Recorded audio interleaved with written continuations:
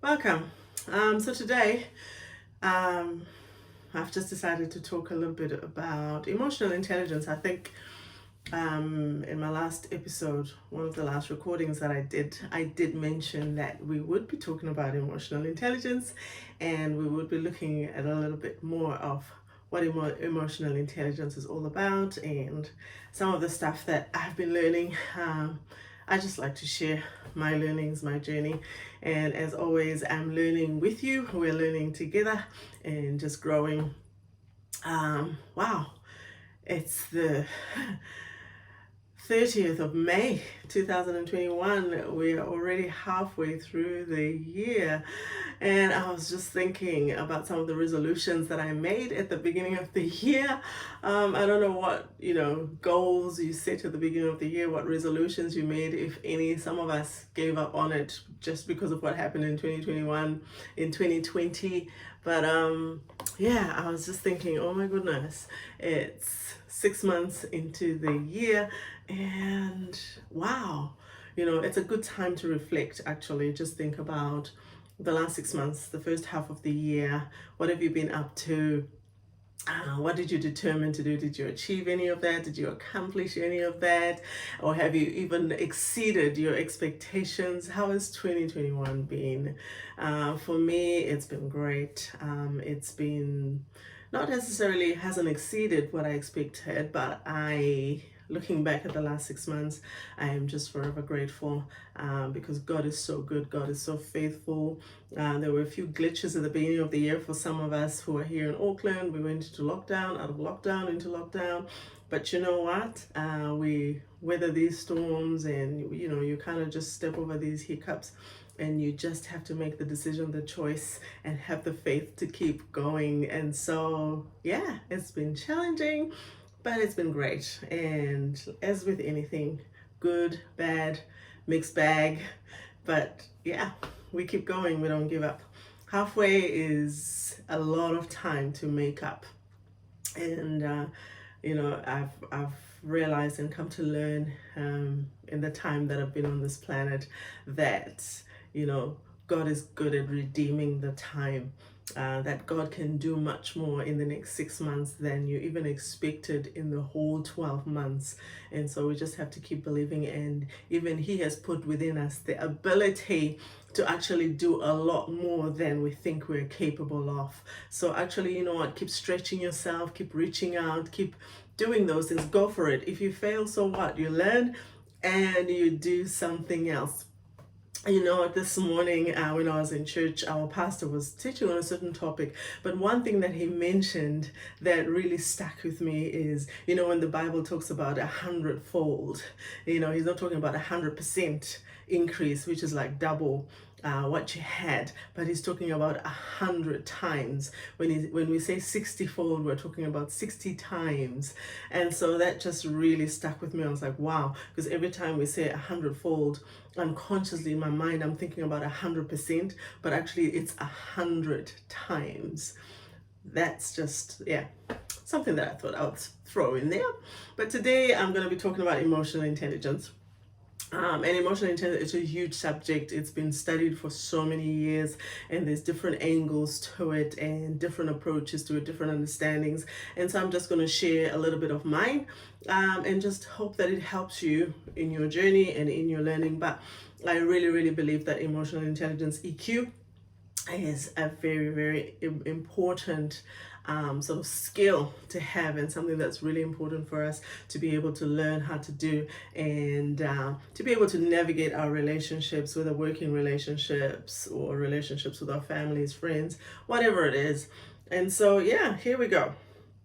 So emotional intelligence, what is the definition? What is emotional intelligence? It is really as I've been reading about it and learning about it, it's the extent to which an individual is able to recognize and manage their emotions and the emotions of other people during, whether it's direct interactions or in group situations, group interactions.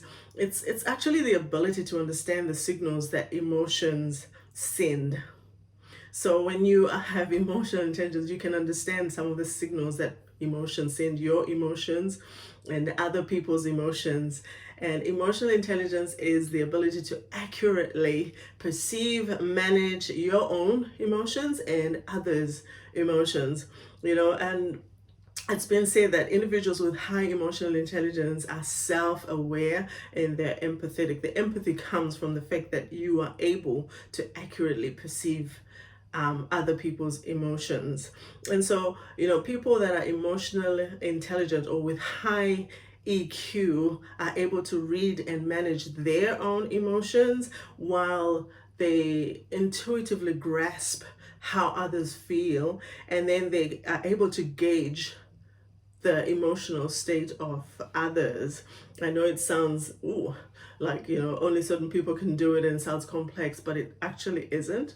So where does emotional intelligence actually come from, and how do people learn to use it? Is some of the questions that I had and some of the questions that you might actually be having yourself.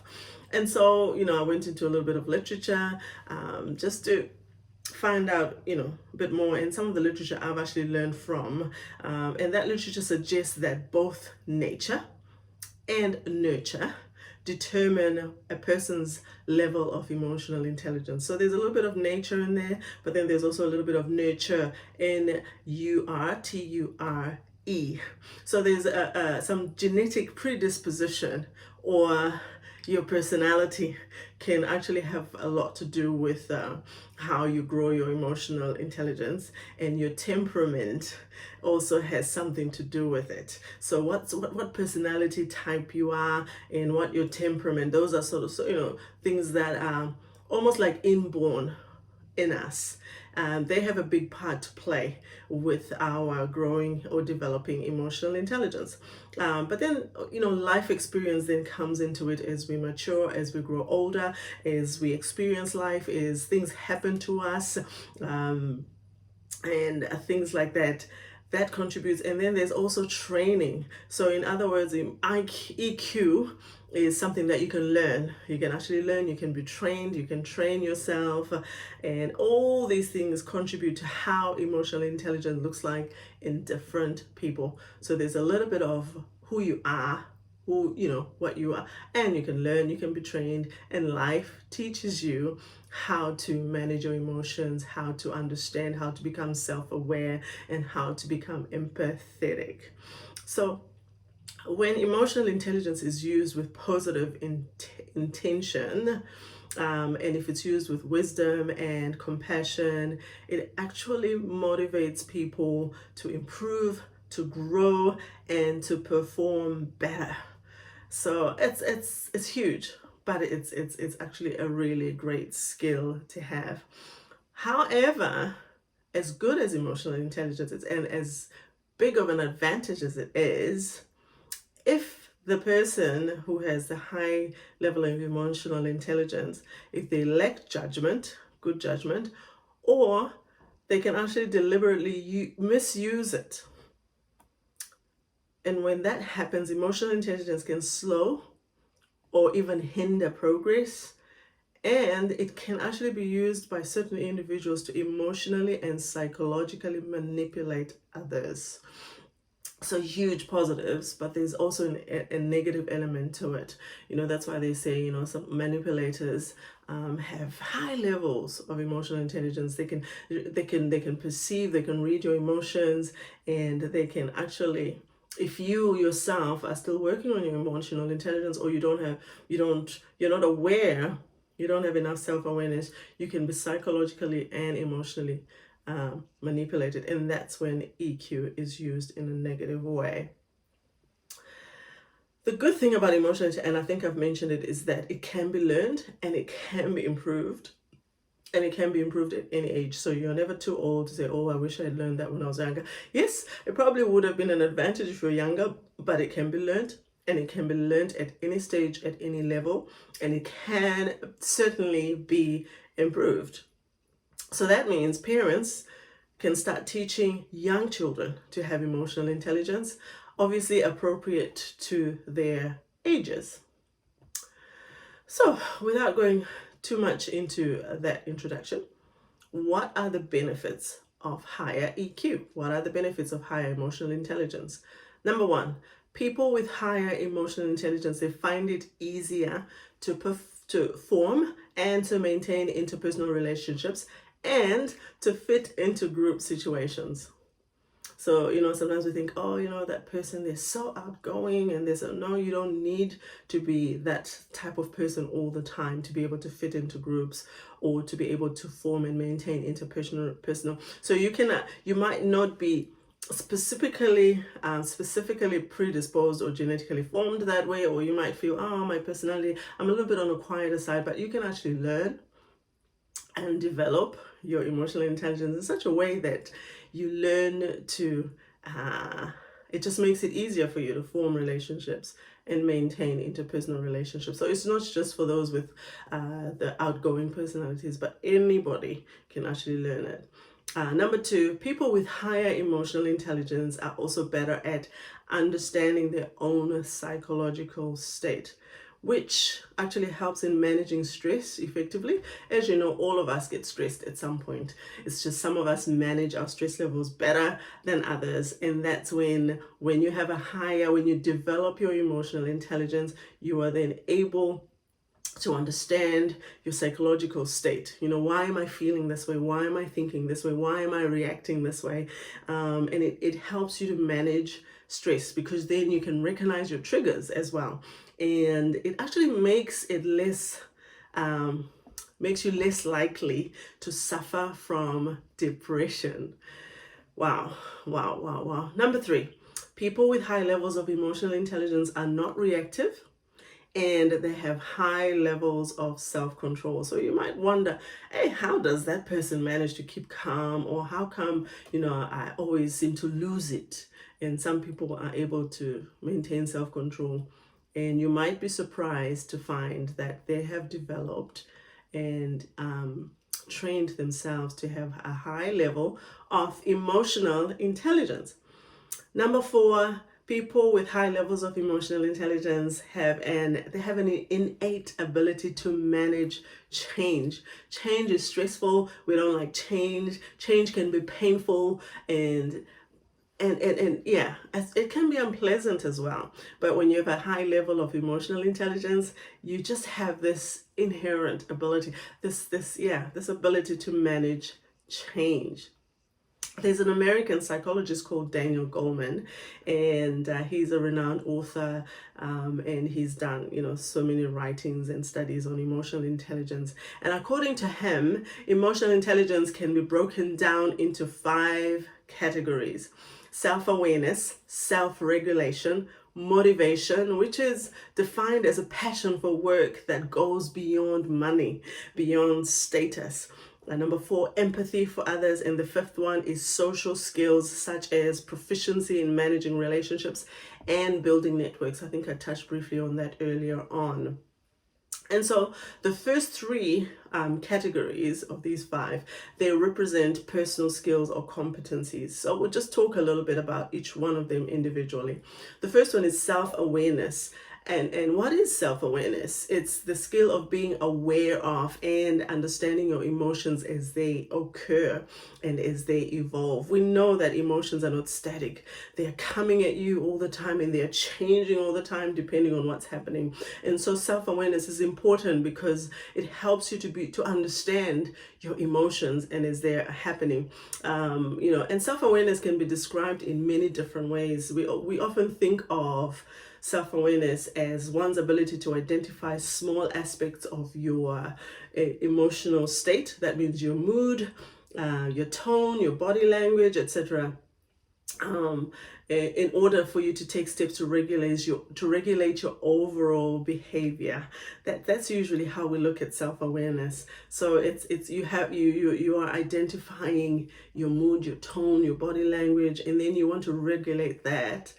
How that affects your overall behavior, and how your behavior affects others at any one particular point in time. So, self-awareness has 3 major elements. There's emotional awareness. There is also an accurate assessment and self-confidence. So emotional awareness, having accuracy of self-assessment and self-confidence. And so let's just briefly look at these different ones as we proceed. So emotional awareness involves being able to recognize your own emotions and their effects, right? It's as simple as that. So, and people who have emotional awareness, they recognize the emotions they're feeling at any given time and why. So you're overreacting. Is it because of what they've said, what they've done, or what are you feeling? Are you feeling anger, or what is it? And why are you feeling that way? People with emotional awareness, they understand the connection between their emotions, their thoughts, their actions, and what they say, and how their feelings will therefore affect their interactions with other people. So having an awareness of how your own emotions affect your behavior is vital to how we interact with others, and also very crucial to our personal health and well-being, right? Because when you know why you're feeling the way you're feeling, and when you know how you're feeling, you're able to regulate your behavior, you're able to remove yourself from certain situations, certain interactions, and things like that. And it's very, very important for your health and well-being, because then you can manage stress. Then you can do some self-care, whatever that looks like for you. And the next one is self-assessment of feelings and emotions. It's an important skill to learn and develop for good emotional intelligence. Some people can find it hard to accurately recognize their emotions and understand why they're feeling them, especially if they have suppressed or masked them for a long time. So you're talking about maybe someone who's been an addict for a long time, or someone who's been somehow medicating or masking their emotions using different things. Some people use food, some people it's drugs, some people it's sex, some people whatever it is. Then that makes, because you keep suppressing them, it makes it more and more difficult to understand your emotions, or to even accurately assess your emotions.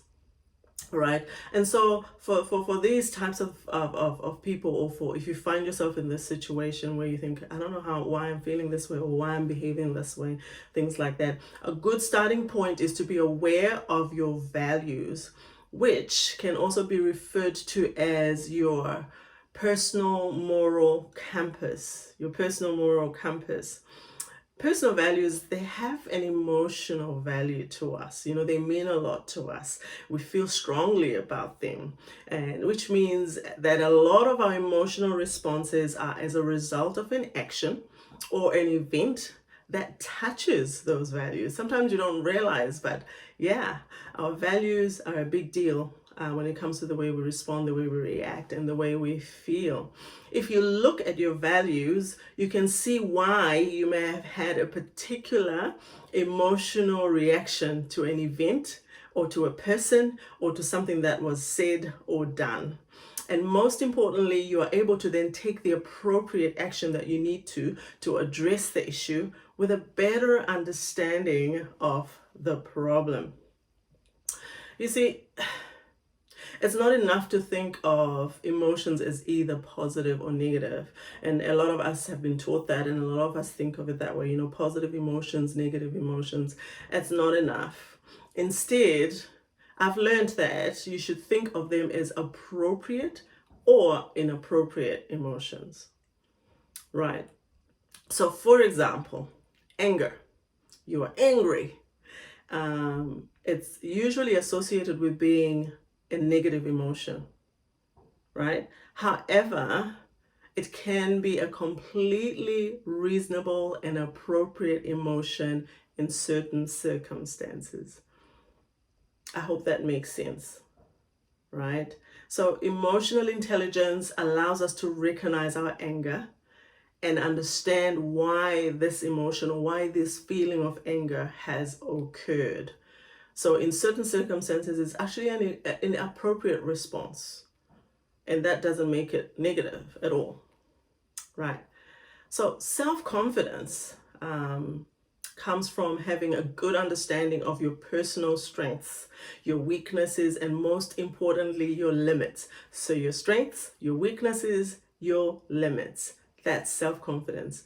People who have confidence in themselves generally have a good sense of humor about themselves and their limitations. So you can laugh at yourself because you already know your limits. You already know your weaknesses. You are not going to get offended when someone points it out, or when you go outside of your strengths and you end up making a mistake, and people with self-confidence, they're not afraid to try and fail, and are usually good at reflecting and learning from experiences, and they're open to feedback. Right. So now let's talk about self-regulation or self-management. So having learned to be aware of your emotions, we've been talking about self-awareness, self-confidence, self-assessment. The skill of self-regulation relates to then managing those emotions appropriately and proportionately. Right. So self-management skills relate to the emotions you are feeling at any given time or in any given circumstance, and how well you manage them. Self-control it's a fundamental part of this, but other aspects relate to what you then do, whether you behave in a way which is recognized as good or as appropriate or not, right? So self-regulation is the actions taken once one becomes aware of the emotional state. So you've done your self-assessment, you have your emotional awareness, you're aware of your emotional state, you're angry and you know that you're angry and you probably know why. Then self-regulation comes. In other words, this is the ability to think before you speak.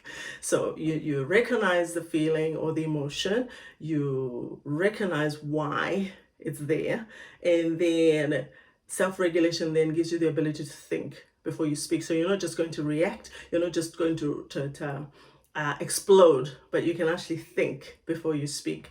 It's one thing to be aware of how you may be affecting others, and it's another thing to be able to consciously act on that awareness in order to control emotions in times of high stress and high pressure. And for me, that's still I'm still a work in progress. I'm still learning. So part of self-regulation is taking responsibility for your own actions and ensuring that what you do matches with your personal values. Remember, we talked about values? So you regulate yourself so that when you're angry, you don't end up acting like crazy, but you have values, you have principles, that you always remain professional, no matter what. And that's what self-regulation does. So if someone at work's done something, they've made you angry, they've made you upset, but your regulation allows you to think before you speak, so that when you're speaking, you might be assertive, you might be firm, but you are not going to be out of line. And you're not going to say inappropriate things. You're not going to start swearing and carrying on and shouting and screaming like a 5-year-old. And part of self-regulation is taking responsibility for your own actions and ensuring that what you do matches with your personal values, right? Self-regulation, it includes self-control. I'm sure you've already, kind of figured it out. And self-control is not, this is important, it's not about hiding your feelings or emotions, but it's about recognizing and controlling them appropriately. So exercising self-control means, it means not making hasty, impulsive decisions or overreacting to a situation. It's got to do with being able to make balanced decisions based on what's really important, not just how I feel at that particular point in time. So even though I feel like punching you in the face, I'm not going to do that, because that's not what's really important here. What's really important is probably maintaining a relationship, or continuing with a working relationship, and maintaining my professional boundaries and things like that. So people who exercise self-control generally remain calm even when they're stressed, and they're able to think clearly under pressure. That's awesome. And that's something that I can actually hand over heart, say I've made strides. And yeah, I'm getting pretty good at it. All right, let's talk about motivation. Motivation.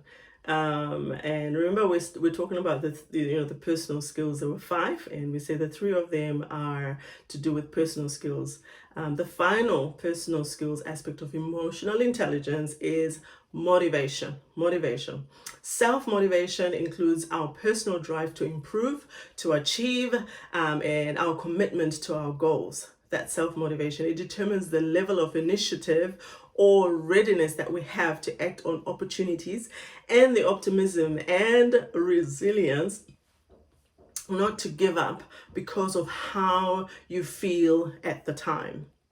Right? So you've got your values, you've got your goals, and when you're self-motivation, you're not going to sabotage, you're not going to give up, you're not going to throw in the towel because you just don't feel like doing it anymore, or it feels too hard, or you're upset, or whatever it is, or you're feeling discouraged. And so in its simplest form, self-motivation is the force that drives you to do things. It's that force that drives you to keep going against the odds. You want to keep doing it. You want to keep going for it. That's self-motivation. People can be motivated by many things, both internal and external, such as the desire to do something, love of someone, or need for money. Usually motivation is a result of several factors. So sometimes it's all these things together. And so when we talk about internal motivation, or intrinsic motivation as it is sometimes referred to, it's a passion for something that goes beyond recognition. So you're not just doing something to be seen. You will do it regardless of whether someone's watching you or not, whether someone recognizes it or not, whether someone says well done or not, or whether you get status or not. You just do it. That's intrinsic motivation. It's personal. It's me. So while internal motivation can take many forms, it is undoubtedly one of the most critical factors of emotional intelligence. The ability to motivate yourself is an important skill. I cannot emphasize that enough, because self-motivation, it'll drive you to keep going even in the face of setbacks. That's what keeps you going no matter what. And so now we'll look at the social or the interpersonal skills or competencies of emotional intelligence. Interpersonal skills are the skills we use to interact with others. They enable us to communicate appropriately and to build stronger, more meaningful relationships. Emotional intelligence includes how we understand others, how we understand their emotions, and our actions and behaviors towards them. And so there are 2 key aspects of the social and interpersonal skills. Number 1 is empathy. Empathy. We've heard this word many times. So, and it's a tricky concept for some people, because empathy is the ability to identify someone else's emotional state in the moment and to then react accordingly. But remember, you're experiencing your own emotions at the same time sometimes. And so empathy is an awareness of the needs and feelings of others, and being able to see things from their point of view, or from the point of view of other people. And empathy helps us to develop a stronger understanding of other people's situations. So you're basically, the way I was taught is that empathy is putting yourself in someone else's shoes, which can be really hard when you are trying to regulate your own emotions, depending on what type of interaction it is. Empathy includes understanding others, developing others, having a service orientation. So it's, you have a servant's heart or serving attitude. You want to serve others, right? And like I said before, empathy can be difficult to achieve. Because you have to learn to listen effectively to both verbal and non-verbal messages of others, including body language, gestures, physical signs of emotions, and things like that.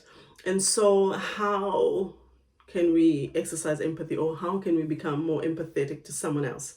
You use questions to find out more about other people and what they're feeling, and get feedback to clarify, or give them even feedback to clarify that you have correctly understood their feelings. So you might have to ask the questions. So what I'm hearing is, you are saying blah, blah, blah, blah, blah. It looks to me like, am I correct? So tell me, how are you feeling? You know, and why do you think you're feeling like that? So those sorts of things, right?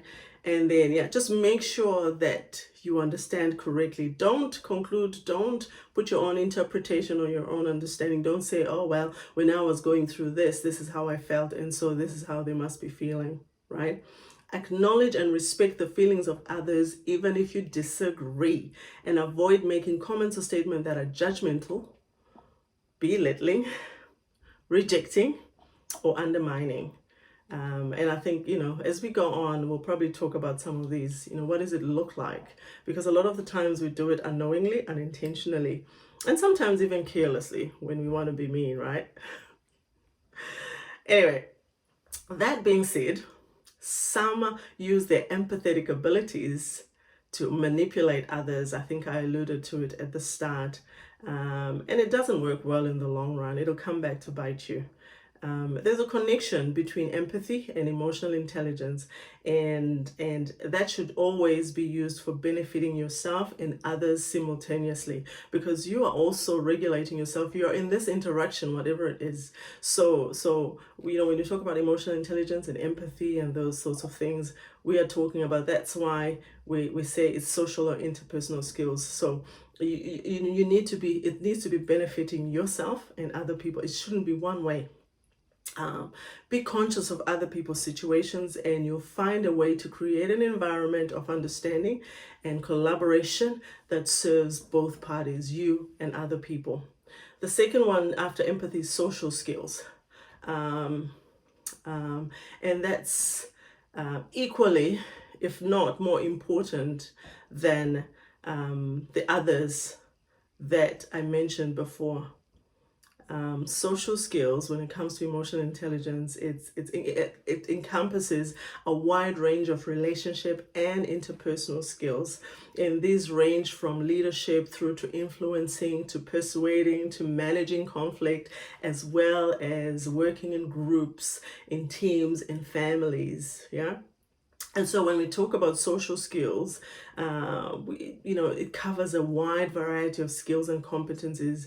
And many of these skills and competencies are rooted in self-esteem and personal confidence. So by developing your social skills, like being easy to talk to, being a good listener, being sharing and trustworthy, you also become more charismatic and more attractive to others, believe it or not.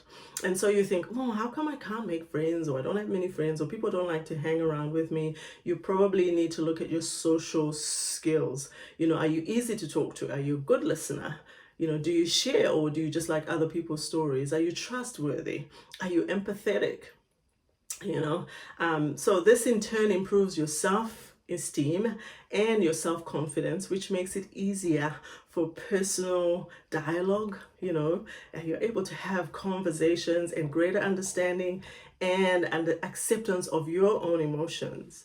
So it's all linked. And not only that, but it's also important to understand that those you surround yourself with will play a large part in your everyday life, and in how you regulate yourself, and in how you experience, grow, and use your emotional intelligence. So yeah, I've been talking quite a lot, and like I said, this is a big subject. It's a wide subject that can be used in different contexts. So I've just tried to generalize it as much as possible, just to introduce it to those people that have never perhaps heard about emotional intelligence or learned about it, just to give you some things to start thinking about. But maybe in the future, send me a message. Let me know if there's a particular situation that you would want me to talk about, how we can apply emotional intelligence to. But for today, the takeaway is takeaway for everybody. With all that's going on in your day-to-day life, your busy work schedule, if you're anything like me, or personal commitments, emotional intelligence can benefit you greatly in a number of ways. And here's our top my top tips to honing your emotional intelligence toolkit, if I may put it that way. Number one, pay attention to how others are reacting to you, real time. in real time. Pay attention. And sometimes it's quick because, maybe you're in the midst of whatever is happening. Pay attention in order to adjust your course accordingly. Number two, consider your message, not only what you're saying, but how you deliver certain information to those around you. So how do you say things? How do you deliver certain information to those around you? Sometimes it's good information, but if you look like if you deliver it in a way that you're telling them what to do, or you're showing them you know better than them, or you're not prepared to listen. So yeah, consider your message. What are you saying and how are you saying it? Number three, do whatever you can to understand others' emotions and goals, as well as your own. Find what gives life to someone's work aside from monetary gains, and help them to drive results that save your interests as well. So in other words, it's almost like, what is it that gives a life to someone's work, whatever it is. So for example, it's in voluntary a situation, or you're in a team at work. What is it that gives life to that, apart from they want to be seen and things like that. And then when you find that out, help them to achieve what it is that they're wanting to achieve. Number four, empathize with others in a way that helps to analyze what may be affecting them. Empathy again.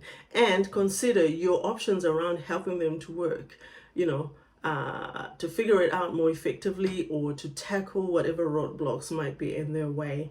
So you want, in your empathy, as you empathize with them, help them to find ways of effectively tackling roadblocks or whatever is hindering them. And people notice and they'll thank you for it. The next one is network. What this means is every person you meet, whether they're, someone new, a total stranger, anyone that you meet, have the potential to benefit you in ways you wouldn't imagine. So you can always learn something from someone. You can always, gain something. You never know until the interaction. So never ever shut people down. Never write someone off because you don't know them. This I don't know you like that. Of course you're not going to open up your whole book, life story, and your, everything to a total stranger. But always have at the back of your mind that there's a reason why this person and you have crossed paths. There's something that you might learn from them, or something that you might have that they might actually benefit from, right? So look for those opportunities to network, to connect, because you just never know what doors that person might open for you, or what opportunities that you might be able to offer them. And then lastly, use these tools that we've been talking about today to understand other people's perspectives even better. I'm gonna stop here, but yeah, it's been great fun just looking at all these things and trying to put it all together without making it a 5-hour thing or a whole day of training. But I really hope that a little bit of what I've said, what I've talked about today, is going to help somebody, benefit somebody, help you to think differently and start considering about how you have responded and reacted in certain situations. Just think about it, do a bit of reflection. If you've been behaving in a certain way lately, what is it? Why are you reacting like that? Why are you experiencing? What emotions? What's the trigger? You might find that will help you even, be less defensive when other people are trying to give you feedback. It will help you to be less defensive when your loved one is trying to have a conversation with you to try and work things out, because sometimes we get defensive because we ourselves don't understand what we're feeling and why we're feeling it. We don't understand our triggers. And so I really hope that I've helped somebody, and hopefully in the second half of the year I'll be coming online more frequently and just interacting more frequently. But my heart and my desire is that we learn together, we grow together, and we become the better for it. There's a lot of stuff that I'm learning now that I wish I had learned many years years ago, and that I wish someone had just come alongside me and taught me and mentored me and just shared, And so, yeah, until the next time, you take care, keep growing. And yeah, there's heaps of information out there about emotional intelligence if this is the first time you've heard it. But even if it isn't, there's a lot more that's coming out all the time. And as human beings, we never stop learning. We haven't even tapped into a third of the potential. Probably even, they say even, there's so much that we're capable of learning, of knowing, of doing. So yeah, all the best until the next time we meet. Yeah, you take care of yourselves, and yeah, let me know how you're getting on.